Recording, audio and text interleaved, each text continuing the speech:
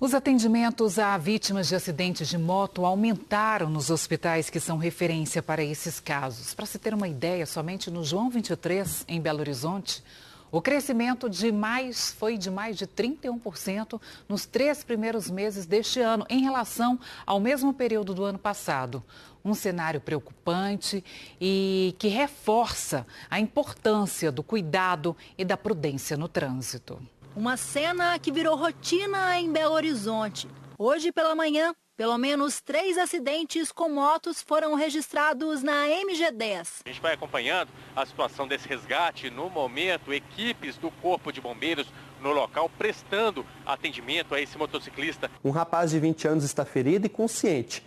Essa batida foi pouco antes das 8 da manhã, nas proximidades da cidade administrativa. A Michele é uma apaixonada por motos que sabe bem a importância da prudência no trânsito. Ela se considera uma pilota consciente e não abre mão da direção segura.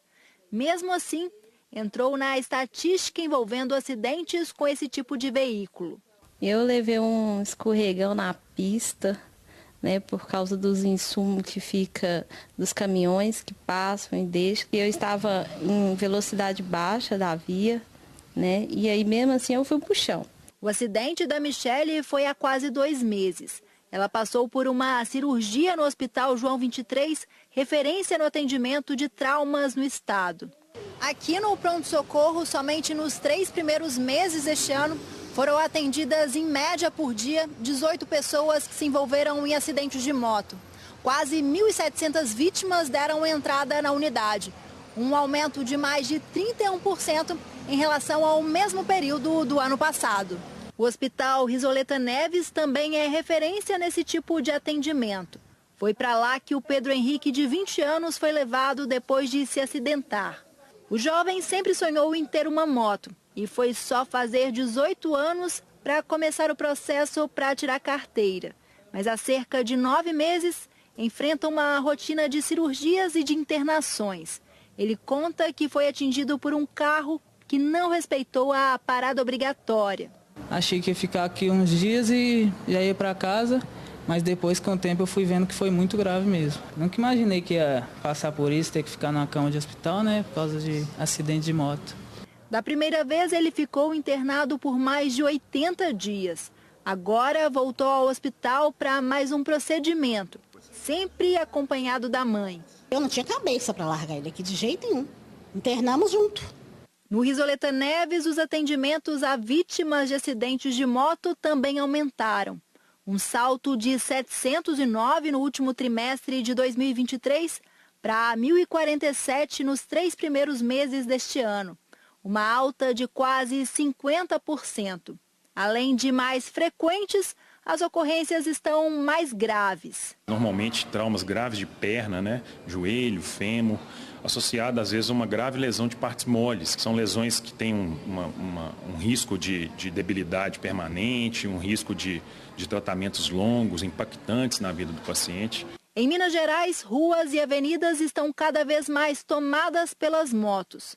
Em 2021, cerca de 77.500 veículos 0 km foram emplacados no estado. No ano passado, esse número saltou para mais de 100 mil, aumento de quase 30%. E junto à frota mais numerosa está a mudança no perfil dos motociclistas. Nós tínhamos preponderantemente motociclistas que faziam o deslocamento casa-trabalho, trabalho-casa. Hoje em dia é trabalho-trabalho. Essa mudança cultural foi agravada nos últimos anos. Para diminuir a quantidade e a gravidade dos acidentes, uma combinação é indispensável. A prudência e os equipamentos de proteção são fundamentais.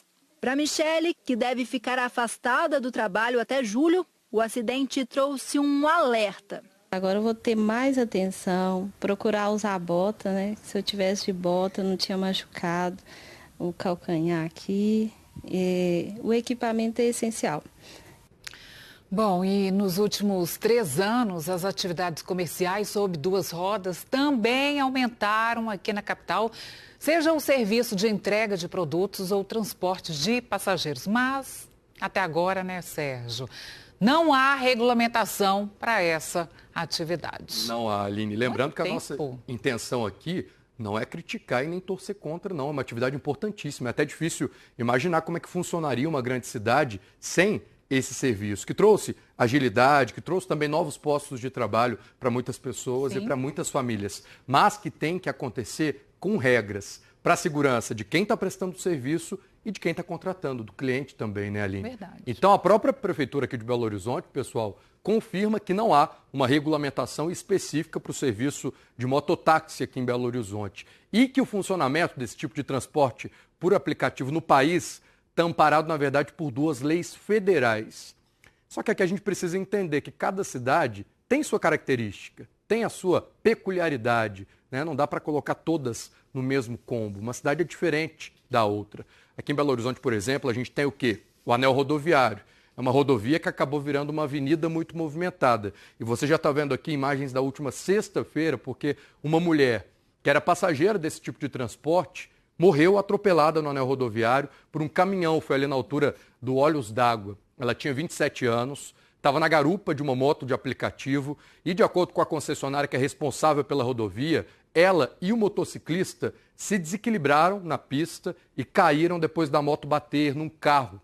A mulher chegou a ser atendida pelo serviço de urgência, mas não resistiu e, de acordo com o SAMU, o motorista da motocicleta de 34 anos, ele foi socorrido, levado com vida para o hospital e sobre esse caso a Polícia Civil está investigando. Então, por essas, Aline, e por outras ocorrências, que as autoridades de trânsito precisam conversar sobre o assunto, precisam debater o transporte por moto, o transporte oferecido por meio aí de aplicativos, para que eles tenham regras a serem seguidas e para que eles tenham, né, mais condição de oferecer também um serviço melhor. Eu vou trazer aqui um documento, tem mais de um ano esse documento, inclusive, é lá do dia 21 de março de 2023, quando o superintendente de mobilidade urbana aqui de Belo Horizonte respondeu a um pedido da Câmara Municipal aqui da capital, que pedia mais informações sobre essa regulamentação. Qual que era o passo, a quais passos andavam essa regulamentação aqui em Belo Horizonte. E na época, há mais de um ano,